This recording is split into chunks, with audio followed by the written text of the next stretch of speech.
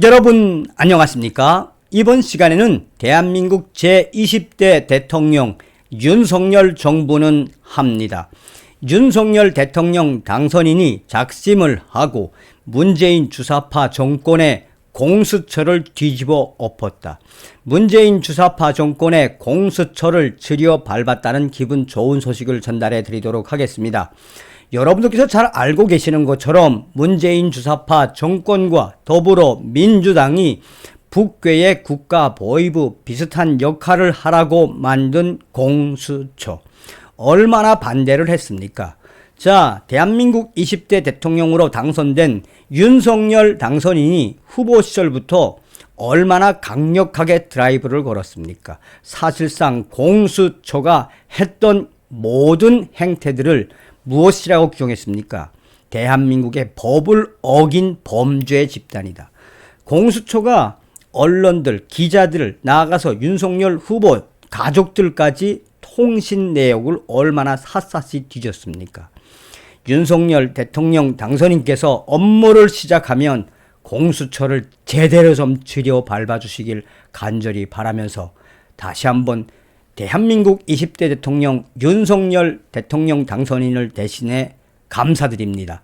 정성산TV 좋아요, 구독, 알림은 큰 힘이 되겠습니다. 후원해주시는 모든 분들께 가열차게 별공. 업무 보고도 안 받는다. 윤석열 대통령 당선인 인수위에서 찬바람 부는 공수처.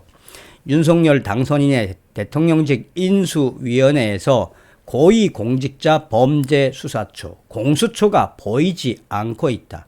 당장 21일부터 정부 각 부처 및 중앙행정기관이 인수위를 상대로 하는 업무보고 대상에도 빠졌다.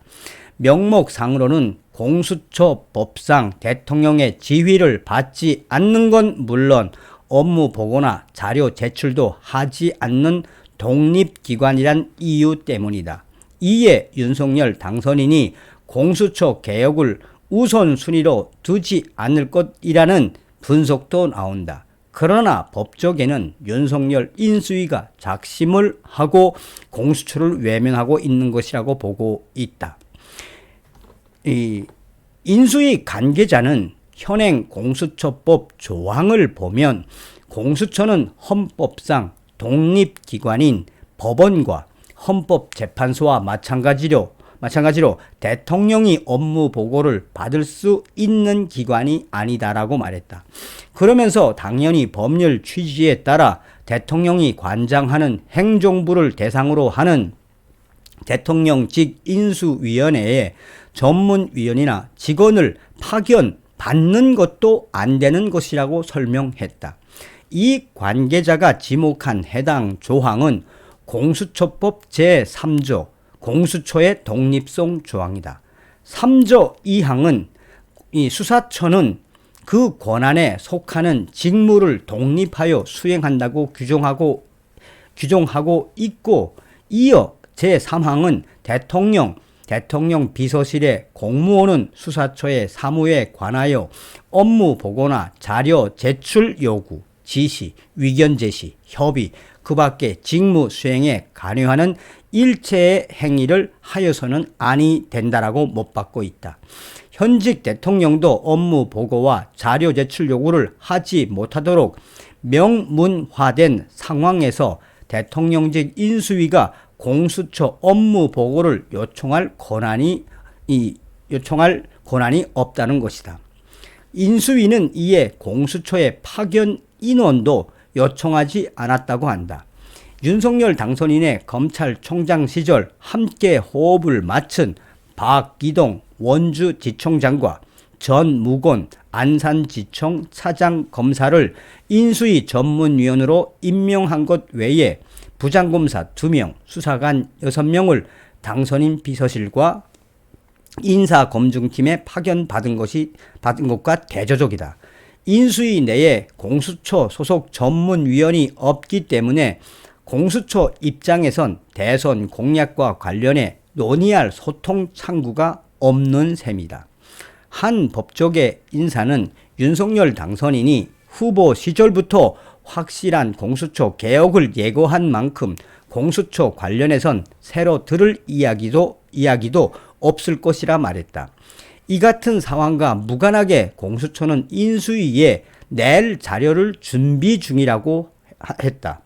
윤 당선인이 독소 조항이라고 지적한 공수처법 24조 공수처와 다른 수사기관 수사가 증폭될 경우 공수처장이 이첩을 요구하면 이첩해야 하고 고위공직자 범죄를 인지할 때 공수처에 통지해야 한다가 존치할 필요성을 강조할 것으로 보인다.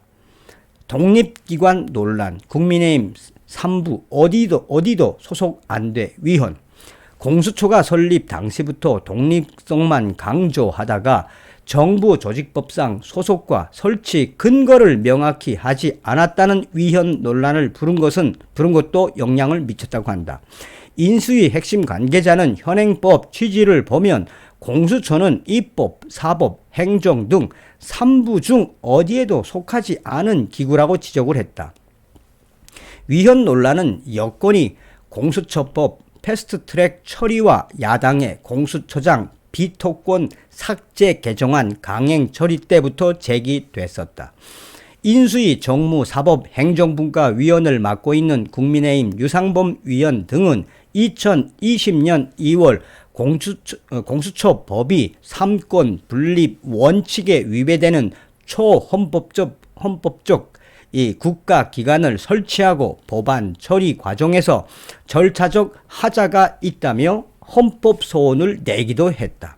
하지만 헌법재판소는 지난해 1월 합헌 결론과 함께 공수처법은 검찰권 중 일부를 수사처에 분산한 것으로 수사처는 우리 헌법상 본질적으로 행정에 속하는 사무를 수행한다고 할 것이라며 행정부 소속이 아니라고 볼 수 없다라고 밝혔다.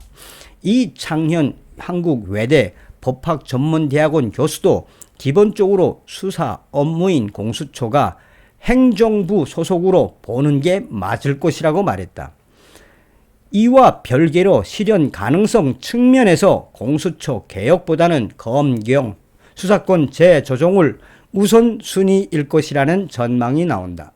윤석열 당선인의 공수처 공약 핵심인 고위공직자 범죄 수사에서 우선권 폐지는 공수처법 24조를 개정해야 하기 때문에 여소야대 국회를 고려하면 실현 가능성이 높지 않다.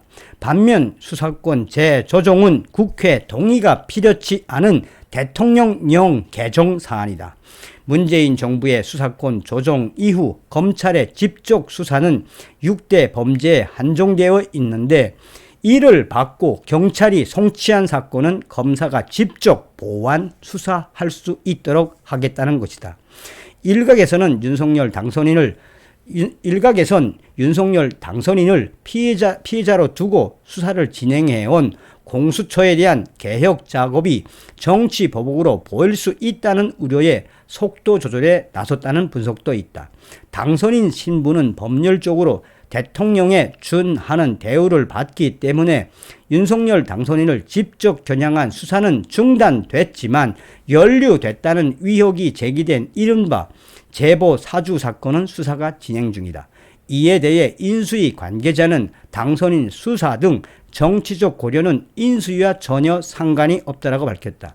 이러한 과정에 법조계에서는 윤석열 당선인이 왜 공수처를 무시하고 있는지 그 본질을 봐야 한다라며 윤석열 당선인이 후보 시절에 공수처를 없애거나 아니면 손을 보겠다라고 한 말을 잘 들어야 한다며 대통령령으로 공수처를 없앨 방법은 없지만 이 취임 초기부터 이 공수처 개혁이라고 하는 강력한 메시지를 준 것이며 문재인 정권의 공수처를 대놓고 무시함으로써 사실상 윤석열 정부가 출범한 이후에 어떤 개혁을 할 건지 그 강력한 메시지를 주는 것이라고 법조계는 강조하고 있다.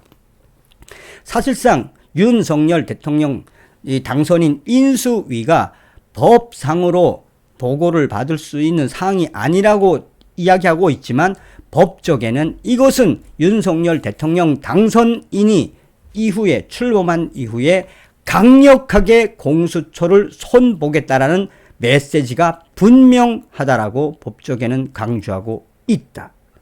기가 막히죠. 기가 막히죠.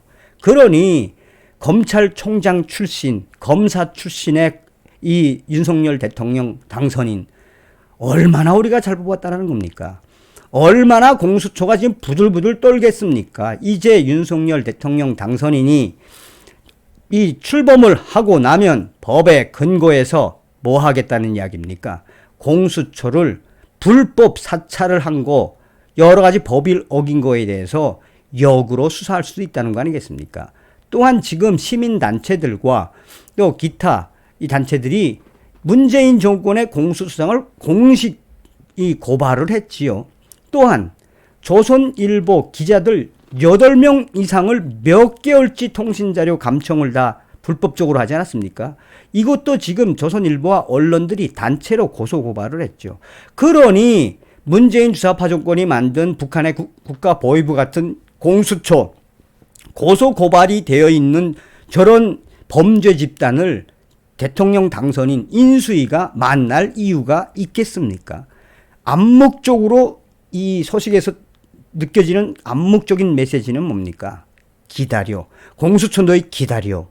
우리 윤석열 정부 이제 앞으로 일을 하면서 너희 공수처 그동안 어떻게 했는지 다 알렸다. 이제 너희 어떻게 할지 스스로 너희 기다려. 얼마나 무섭겠습니까? 이게 바로 법조인 출신 형사법 전문가 헌법주의자 윤석열 대통령만이 낼 수 있는 굉장히 무서운 메시지다라고 해도 과언이 아니겠습니다. 계속해서 윤석열 정부 지켜나갑시다. 다음 시간에 뵙겠습니다. 멸공.